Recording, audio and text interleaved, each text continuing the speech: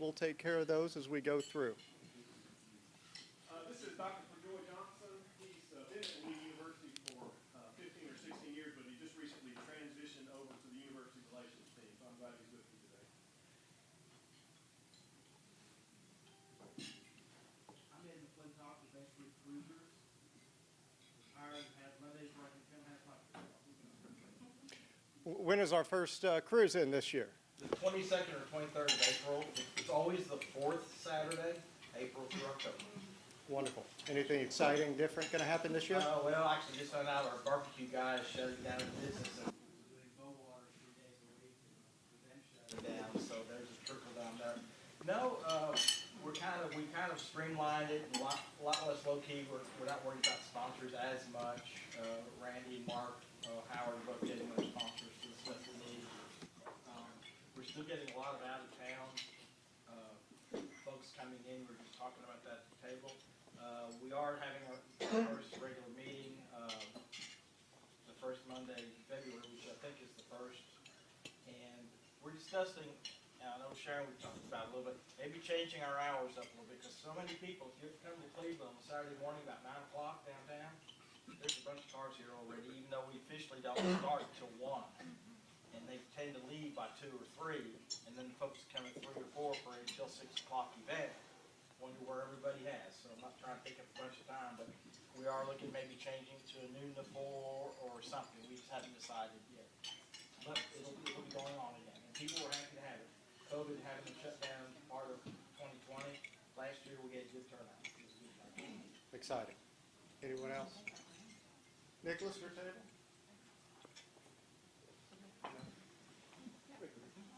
Any guest announcements? Working our way back up? You want to introduce your... Oh, hi, I'm Yvonne Porter. This is my brother-in-law, Bill Rogers, and my sister. We just glad to be a part of Main Street to see what's going on. Wonderful. Thank you. Wonderful. Billy's not a new member, but I'm gonna just pitch in real quick. Billy owns a long time, like, been with just bought it himself. He's the sole owner now, I think, with his son. So they're on the corner of Broad and Inland, so I just wanted to make sure you know he's a new owner and go see him sometime. We reordered 2 new machines, take our hat business to the next level, and then we're looking at ink to garment printing, so, and we'll do all that in-house. Yeah. Do good work. I've had a lot of things done over there with you We guys. appreciate it. Wonderful. And then we'll get to the mayor here in a minute. Yes? Ted? All right. Hold on. I'm Melissa from the Chamber of Commerce, and the Tennessee Department of Tourist Development hosts a Tennessee Songwriters event each year. This is we've actually done it year before last, and then we had to skip a year, and then this is the second time that Tennessee Songwriters Week has been all over the state. And we are honored to be the host of a qualifying round, and that is February the 12th. It's free. It's at the Museum Center, and we have 22 songwriters right now who have been vetted and qualified to perform that night. So please come out and support this event. These folks will, there will be 4 songwriters that emerge from our event that will go to Knoxville. There are 6 rounds around the state, and the people who emerge from those 6 rounds will go to the Bluebird Cafe for a final. So it's a big deal, and I think there's like a contract that we'll get, so possibly somebody from here. And then also, I'm sure you've read all about Hot Slaw and Art Y'all coming April the 9th. Dwight and Sharon and I have been working with a great group of people on this new festival. And Yvonne is already, she's excited about it. She's going to be a food vendor. We're going to have an eating contest, slaw dog eating contest. We're going to have a slaw off that's for amateurs. People who don't make their living in food business can enter a slaw off for $50. And the grand prize is $500 if your slaw gets picked. We're going to have lawn games. We're going to have art vendors, 50 art vendors all over downtown. It's going to go down First Street, down to First Street Square from the courthouse. We're going to have music, live music. We're going to dance mobs. We're going to have it all. So mark your calendar. I heard that I heard Joe Fivas is going to be one of your judges. Is that what he shared with Joe us? Fivas is going to be tasting these hot sauce. No, actually, he hates hot sauce. Does it really? He's perfect. So in addition to these events, we'll also have the Dine Around downtown will be starting in April this year as well. Prior Attire, a 20-year business in town, is moving to downtown at 120 Inman Street. And the holiday lights are going to stay up through Veterans Day. And what a beautiful, if you guys got a chance, how beautiful downtown was this year with all the lights. Thank the mayor and others for all the work they've done. Mayor Davis, you ready to come up here? Yes, sir. How much do we need to say about you? You don't You've have to been say here for as anything. long as you've been here. But, you know, I will say this about you from personal note. My parents live just down the road from Mayor Davis, and I get out there every day, and he's a man of the people. He's a man that we get to see every day. He's not above his position, and he's somebody that's approachable, and I'm glad we've got him here. Mayor Davis, the floor is yours. Thank you. That's a little bit different introduction. I appreciate it. A couple things I want to say, and we'll get this video started before it messes up. Adam's having some issues over here. Main Street Cleveland, or Main Street Cruisers. I'm sure Main Street Cleveland really appreciates you, but I want to add 2 cents there too. You bring a lot of people to downtown Cleveland, I got to say, around the courthouse, and we really appreciate it. Wish I had the enthusiasm that some people have when they're making their announcements. I can't mimic that. You ought to be a Sunrise Rotary, are you? No, this doesn't start up till about 10 o'clock. Okay. You remind me of those people at 7 o'clock in the morning. I don't know how they have so much energy. Go ahead and hit it. We've got a short video, and then we'll talk a few minutes, and I'll hopefully have time then for questions also.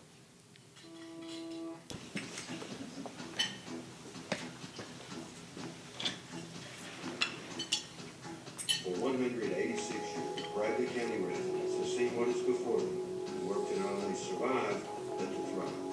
And to survive successfully, they work together. The past 2 years have been especially challenging as the COVID-19 pandemic continues to rage on. We've had to adapt to a new normal and with it, new challenges. These new and greater challenges have caused us to become more focused on what truly matters, our heritage, present, and our future. As a result, we've sought together to build stronger families, stronger friendships, and greater opportunities for those who live in Bradley County. Despite the pandemic, a few items of progress have begun and even been completed over the last few years. On August 21st, 2019, a groundbreaking ceremony was held in the Bradley County, Tennessee State Veterans Home. Construction is well underway with completion scheduled for sometime this spring. A combination of 16 long years of work between numerous individuals, state veterans affairs, and private contributors have helped to locate a state veterans home in Cleveland with nearly 50,000 veterans in the 6-county area. When completed, the Bradley County, Tennessee State Veterans Home will be the 5th state-operated veterans home in Tennessee. Progress often means tending to what the past has given us. A number of maintenance, replacement, and renovation projects were completed, ensuring that we are caring for the buildings and facilities in our charge. We've seen removal of an old roof with multiple tons of rock held down the substrate, the former method of large commercial roofing sections. The courthouse roof was replaced with a new roofing system now constructed to increase the stability of the roof as the wind speed increases, therefore removing the need for the rock. In addition to being on the front line fighting COVID-19, the Bradley County Health Department was also involved in an ongoing interior renovation and complete new roof installation. These projects will help to secure and provide a safe place for the patients and employees for years to come. Renovations and roof replacement projects have also been completed at the Newman Street EMS station, as well as the Bradley County Sheriff's Office. While a portion of the roof of the Sheriff's Office was completed this year, the remaining portions are slated to be funded and completed in the next year's budget. Near exit 20 off I-75, the Spring Branch Industrial Park is another dream come true for our community and our region. Designed to keep the majority of traffic away from other aspects of Cleveland and Bradley County, while giving adequate access to the 360-acre site. Our first tenant has recently completed the construction phase and is near the start of operations. The first company to call the industrial park home will provide over 200 well-paying jobs. More development is soon to follow, providing even more well-paying job opportunities. Elder Spring Park was completed and dedicated. A joint effort between the City of Cleveland, Bradley County, and other private donors brought together by the efforts of the Community Foundation helped to celebrate and preserve the history of Cleveland and Bradley County. The source of clear water is the reason people settled in what is now known as Cleveland, the county seat of Bradley County. Andrew Taylor built his log cabin in 1835 near this spring. Bellevue Elementary School is eagerly nearing the completion of their Freedom Park. Many people work to take this project from a plan to a place of exercise, recreation, and outdoor education. We completed the park with a live pavilion, outdoor classroom with restrooms, and nature exploration area, a playground, and enhancements to the existing walkway. Our community is still recovering from the devastating Easter Sunday tornadoes of 2020. Bradley County initially completed their portion of the cleanup process in record time, but there is yet work to be done. While many families have new homes, there are still families still in the process of rebuilding. The Pie Innovation Center, the first of its kind initiative anywhere across the state of Tennessee. Pie partners in industry and education. The Pie Innovation Center will create an interactive student education environment in collaboration between Bradley County schools, local business, industry, and nonprofit organizations, providing a model for non-traditional education and trade skills training. Construction and renovations of this facility continue to move forward at a steady pace, with completion scheduled for the start of the 22-23 school year.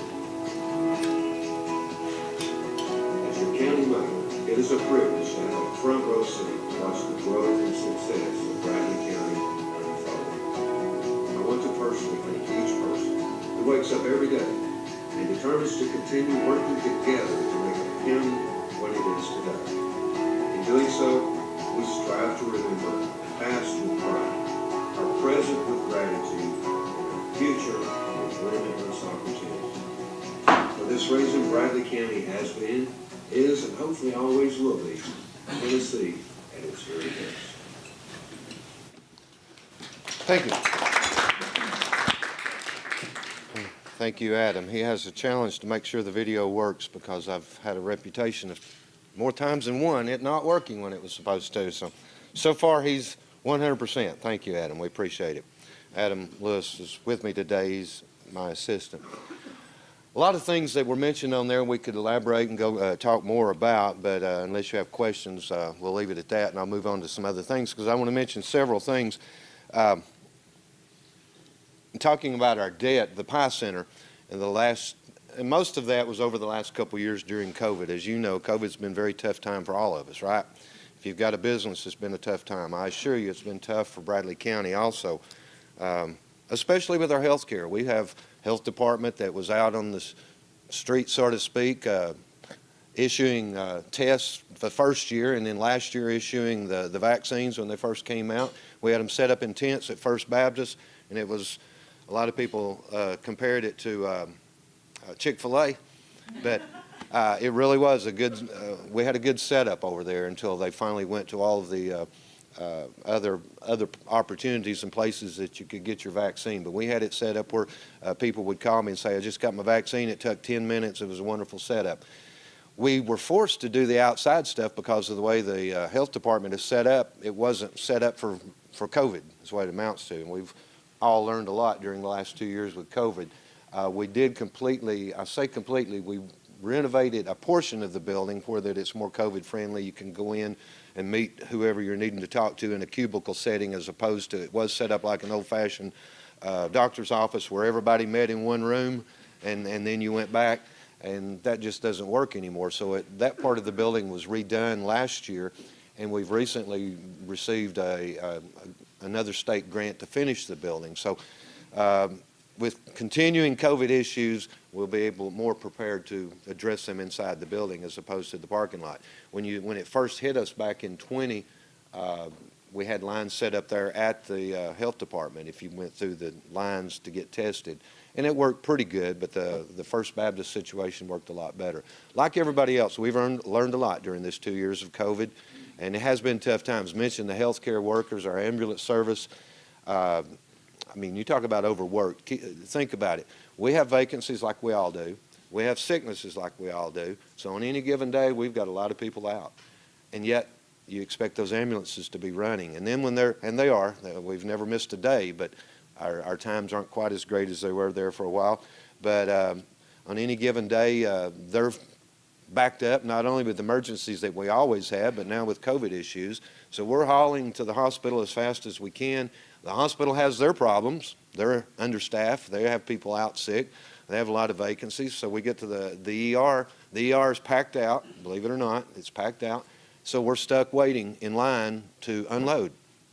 Well, that slows down the service a lot too. So bottom line is, hopefully you don't need an emergency vehicle to come to your home or your business right now, because I can tell you the healthcare system is really stretched thin, and that's everywhere. We've taken them to Chattanooga, and they had the same situation at the hospitals down there. So we're all working through it. It's not anyone to blame there. It's just been a bad time for all of us.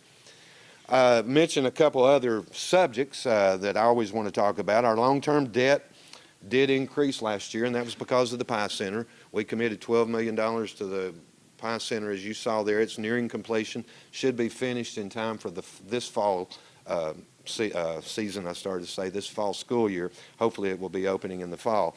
But we committed $12 million to that project. We borrowed $10 million of it, paid $2 million out of cash, and then that $10 million was borrowed this last year. So our overall debt did go up $7.7 million. We borrowed 10, but we paid down 2.3, so a net increase of $7.7 million this past year. Along with the issuance of the 2 new bonds shows a direct outcome of proper financial management that has allowed us to maintain our AA bond rating. And the AA bond rating, I mention every year, is very important to a county. It's very important to me to maintain that AA bond rating. We've gone from an A- to an A to an A+, and then a AA bond rating a few years ago. So now it's a challenge to maintain that bond rating. And what that amounts to, when you borrow money, you're able to borrow it at a much less cost to the county. So a AA bond rating we have been able to maintain, so we're very proud of it.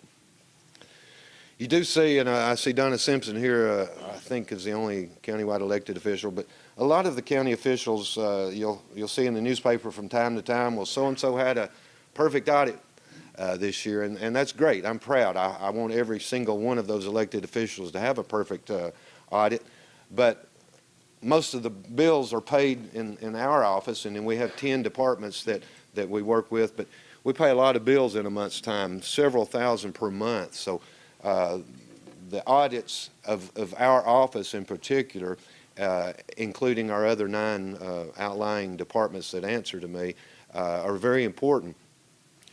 And then we get the total result of the county as a whole. I mean, they'll go into, say, the trustee's office and audit them, and they get a perfect audit finding. That's great, but the net position and those things come out in our audit. And so we're able to report this year that the net position of the government's primary activities, and if you're in business, that's sort of like your profit and loss statement at the end of the year, the net position of a county.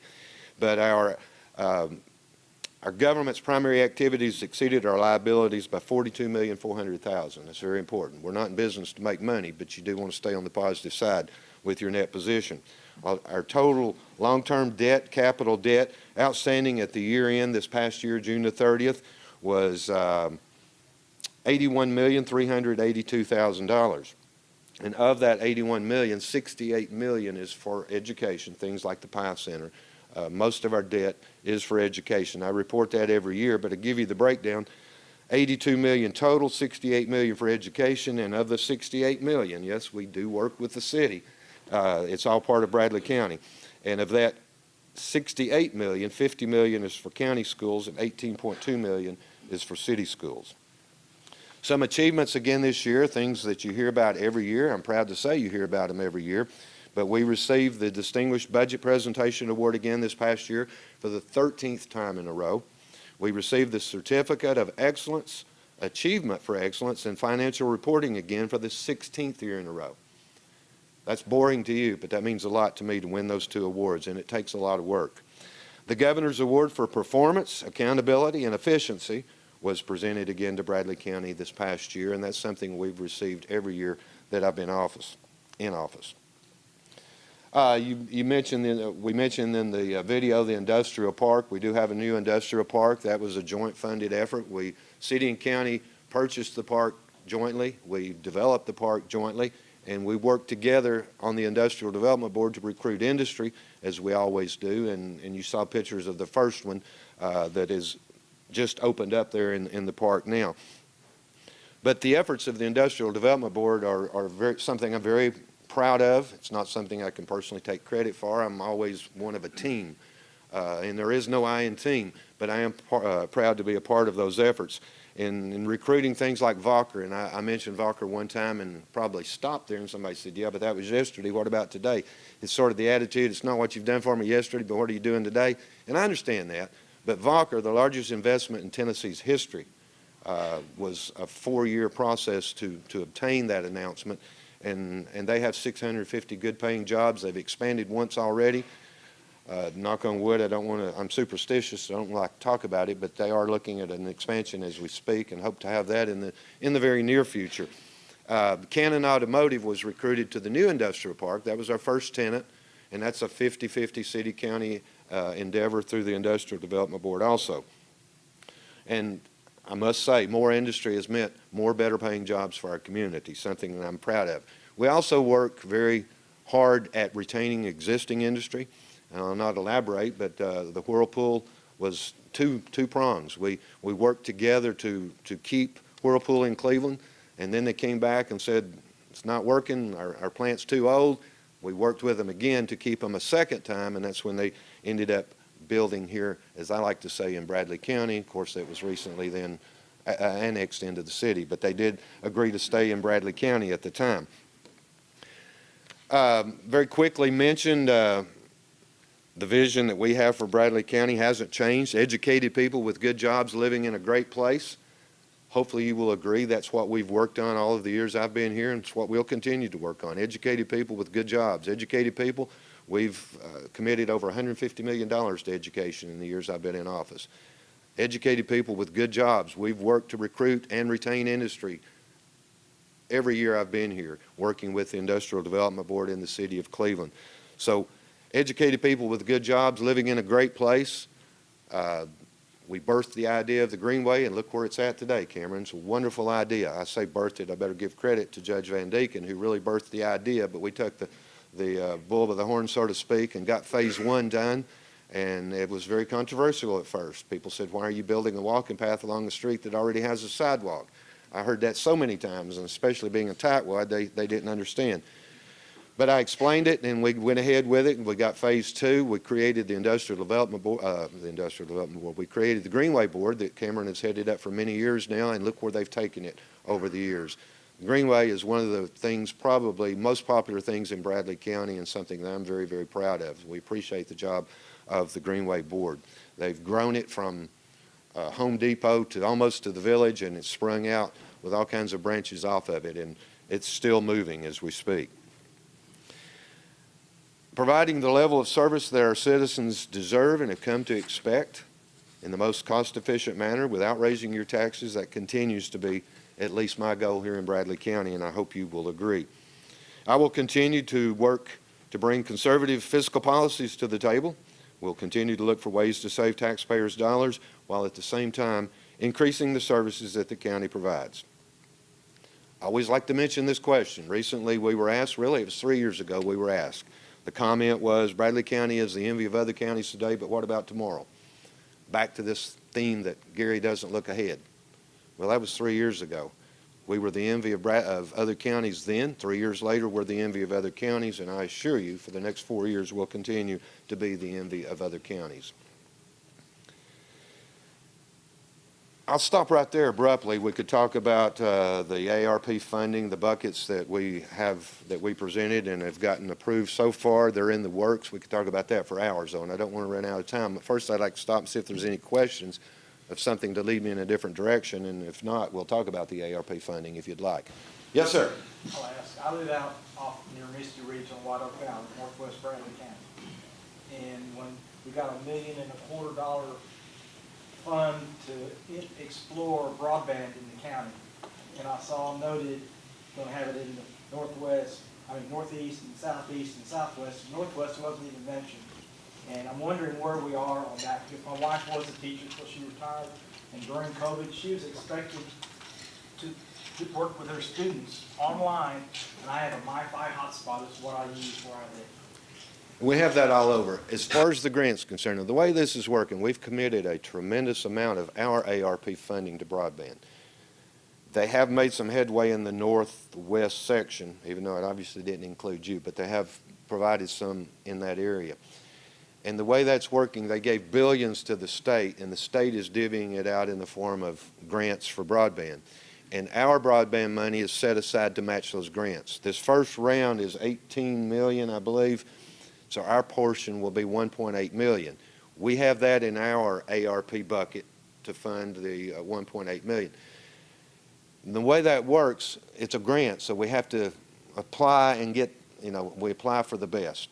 Hopefully what we think is the best, and get it approved. And looking at it on a map, the biggest gap areas, you might call it, were southeast and northeast, pretty much. Three big areas there that will be included in this first round of grant requests. Those are happening in February, and if we're awarded, it'll be an $18 million grant. We'll pay our 1.8 portion out of our ARP funds, but then there's time and there will be grants to follow. We'll still have areas like you're talking about, but we will have made a tremendous headway in our goal of being more broadband covered. So it's coming. It's like one of my commissioners always says, government moves slow, but think about it, taking our 1.8 million, putting it with the state's billions. In that case, it equals 18 million. And then we'll still have about 2 million committed, so we'll be able to come back and match another 18 million in the near future. In the meantime, hopefully they'll continue to work on small areas, but the three big pots are what you're referring to in this grant application as we speak. But we committed, of the 21 million, we committed 4 million of it for broadband. And someone said right off the bat, that's not enough, that's too small. We hope that that 4 million is just our 10%. So if it is, if it ends up being that way, it'll be a $40 million project in increments, and our portion would be the 4 million. That's how we hope it'll work. Same thing with sewer and water. Questions? Yes, ma'am. Have you picked a spot for fire hall #1 and the rescue to get it? Glad you mentioned that. I know what she's talking about there. Yes, but I don't want to put pressure on the other side. Verbally, between he and me, we have a place that we're looking at. We're waiting on their approval. It's not gone to the county commission of city council yet, but that's in the works. I'm at the point where I'm waiting on them to come back and say, hey, this is going to work, let's move with it. But what she's talking about is in the city's downtown revitalization plan, one of the things they need is for us to move it's not a fire station anymore, but our fire headquarters on Inman Street. And we've agreed to do that, being a partner with the city of Cleveland in their overall plan. We've agreed to do that, but finding the right location and the right building, and we think we have. If Joe comes to you in the near future, ask that same question, and I'm waiting on them, not passing the buck, but we have a verbal agreement that I think will work out, yes. I don't know how quick, though. It's not moving as quick as I would have thought it would have a year ago, but we're at the point where we're waiting on word. And that's the honest truth. He'll tell you the same thing, except he may have the latest from their point of view. Does that make sense? But, yeah, we're ready to do it whenever they are. We have to both get approval, don't get me wrong. I don't want to be sidestepping the county commissioner, or in his case the city council, but the two of us working together, we're ready to move, I think.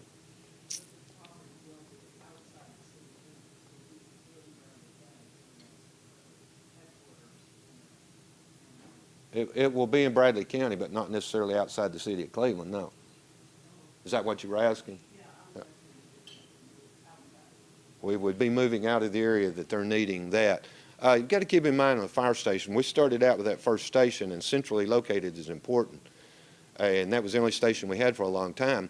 And back then I'd get questions, why are you in the city of Cleveland, your county fire department? Because I got to get to different areas of the county, and guess what? That's from the center. That's still our headquarters, our training facility that we're moving, but it also is a major service to the west and the southwest, because Inman Street, Harrison Pike, South Lee Highway. So there's a lot of things involved with fire protection, but that's why it's still important. So probably still near there, but where it's not in a impeding the progress of their downtown revitalization plan, I guess. Other questions? The rescue squad part of that also. Yeah, that's fire and rescue, that building. Beside the museum's what she's talking about, yeah. I unofficially have agreed to move if they find the right place, and it's not that we're wanting to move, but it helps with the plan in place, if that makes sense. Questions? I haven't done that good. How am I on time? I still got time if you got other questions. So what about the building that was the ag building for a long time that's on Church Street, just adjacent to the Whirlpool property kind of? What, is that building used? That building, would you like to buy it?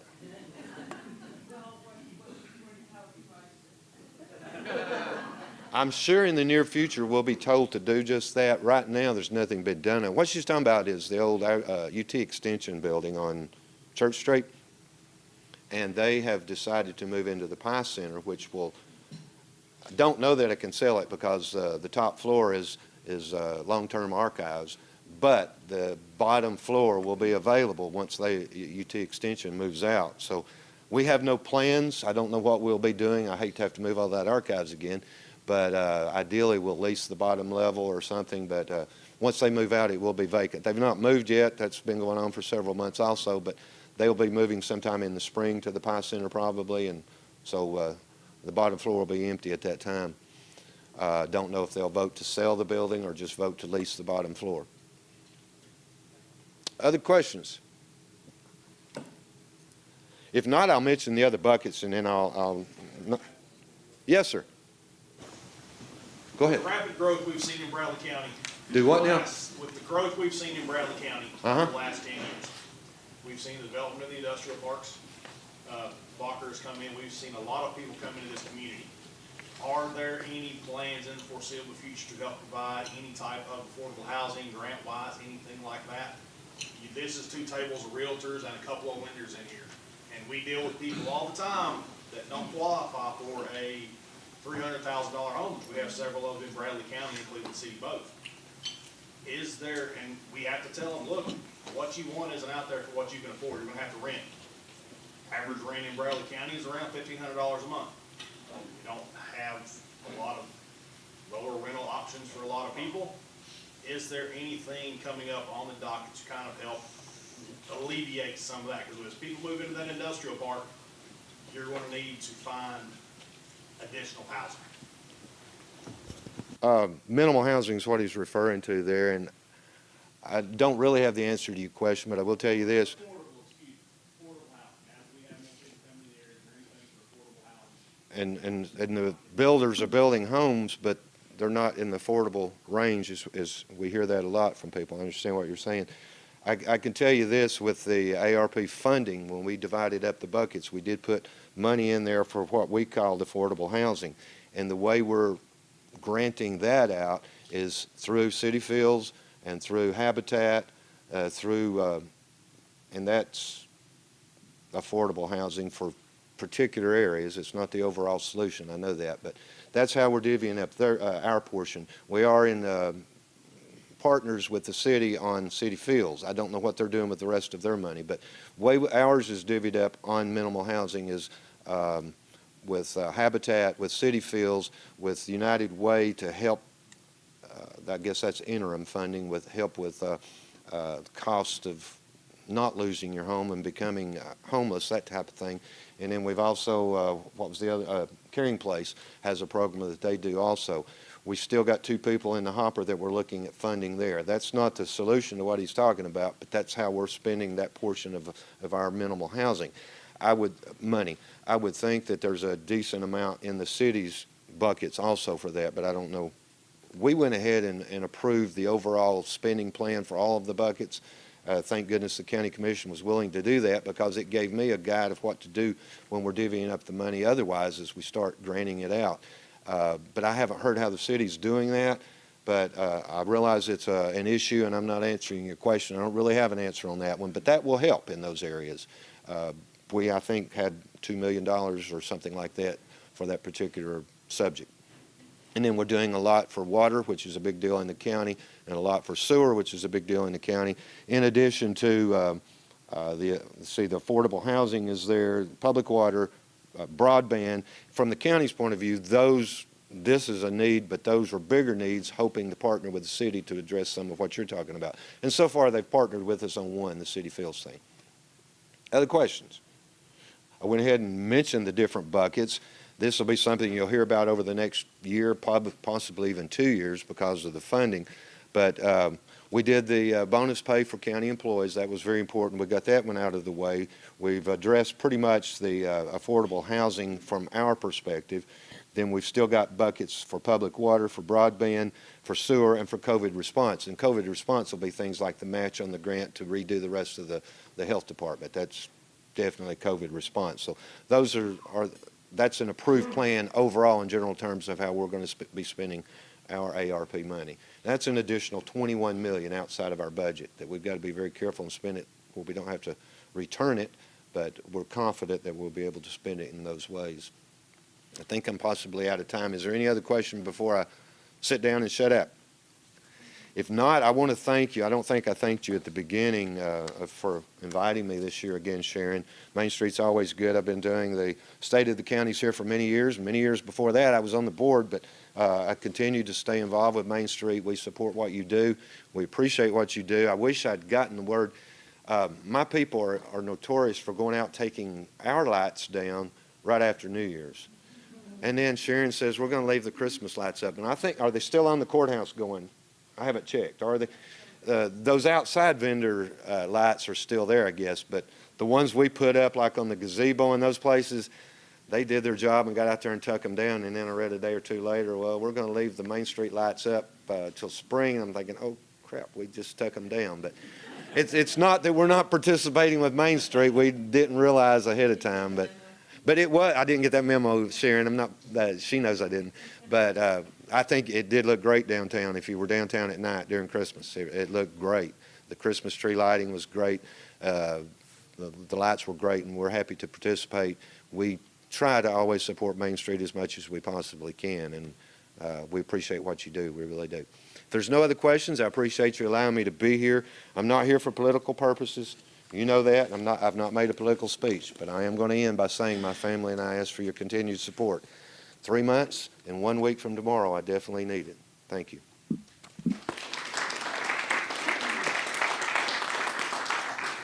Thank you, Mayor Davis. Next meeting will be February 28th. It's the fourth Monday. We've got President's Day in there the week before that, so we're shifting that around. But February 28th, have a great week.